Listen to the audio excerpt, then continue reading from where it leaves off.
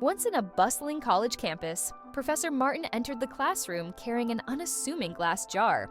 Eager chatter filled the room as students settled into their seats. Professor Martin placed the jar on the desk and picked up a sack of golf balls. "This," he began, his voice commanding attention, "is a metaphor for your life." As he filled the jar with golf balls, he turned his gaze to the rows of curious eyes. These golf balls represent the truly important things: your family, health, dreams, the essentials that if everything else was lost and only they remained, your life would still be meaningful.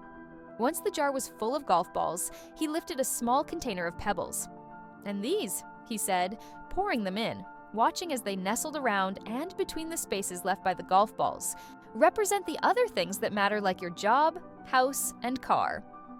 The students watched, intrigued as the pebbles found their place comfortably in the jar. Reaching for a bag of sand, the professor held it up before pouring it into the jar. The sand sifted through the crevices, surrounding the pebbles and the golf balls, until it appeared that not another grain could fit. "And this," he proclaimed, "is everything else, the small stuff, your day-to-day obligations, trivial matters, the things that are fine if there is room but not what's vital." As the last grains of sand found their place, students nodded, understanding dawning in their expressions. It was clear that if the sand had been placed in the jar first, there wouldn't have been space for the golf balls or the pebbles.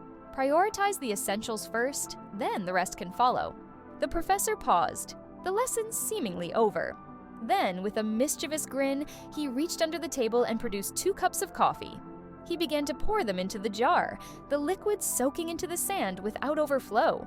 "And just remember," he chuckled amidst the laughter and sudden realization among the students, "no matter how full your life may seem, there's always room for a couple of cups of coffee with a friend." The classroom erupted in appreciative laughter, leaving the students with a memorable lesson in life's priorities.